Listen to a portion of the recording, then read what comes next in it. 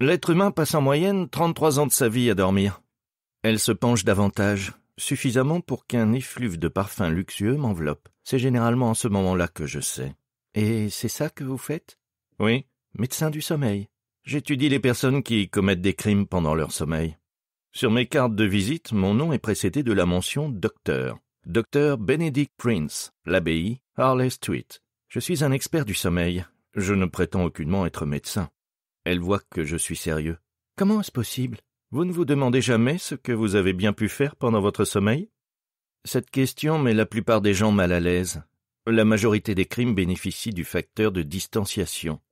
Nous nous délectons des histoires de gens qui nous ressemblent sans nous ressembler. Le sommeil ne permet pas cet échappatoire. Le sommeil est la seule constante, la nuit aussi inévitable que le jour. Quel genre de crime? Elle n'a pas changé de sujet, son attention toujours fixée sur moi. Les pires. Les gens se réveillent, non?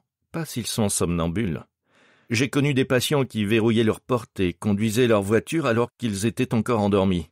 Certains vont même jusqu'à tuer. Ils s'en souviennent sûrement. Vu vos cernes, je parie que vous avez dormi 5h30 la nuit dernière. Elle fronce les sourcils. C'est si évident que ça? Avez-vous le moindre souvenir de ce qui s'est passé pendant ces 5h30? J'ai rêvé de quelque chose? Dit-elle en réfléchissant, le menton soutenu par sa main droite. De quoi? Je ne m'en souviens pas. Voilà. Ses yeux changent soudain, et elle me regarde différemment. Sa voix est plus forte, sa gestuelle plus animée. Attendez, je repense à cette affaire. Comment s'appelait-elle? C'est le point final.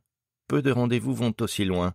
Je les ennuie avec la description de mon travail, les effraie par mes questions sur les crimes commis dans leur sommeil.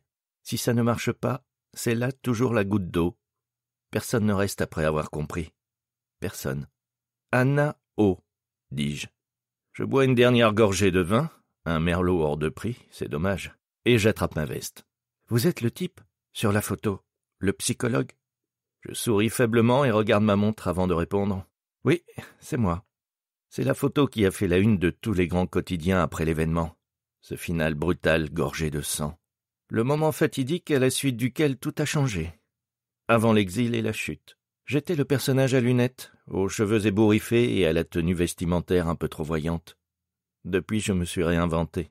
La barbe m'a vieilli, mes cheveux grisonnent aux racines. Mes lunettes sont plus grosses et ressemblent moins à un accessoire abandonné d'Harry Potter. Mais je ne peux changer ni mes yeux ni mon visage. Je suis une autre personne. Je suis la même personne. J'attends la question parce que c'est celle que l'on me pose toujours. C'est le seul mystère qui, malgré tout, perdure. Il divise des familles, des conjoints et même des amis. Était-elle coupable? Me demande mon rencard, ou celle qui était jusqu'ici mon rencard. Je ne suis plus qu'un personnage de fiction pour elle, une anecdote pour les fêtes de fin d'année. Est-ce qu'elle s'en est vraiment tirée en toute impunité quand elle a poignardé ces deux personnes?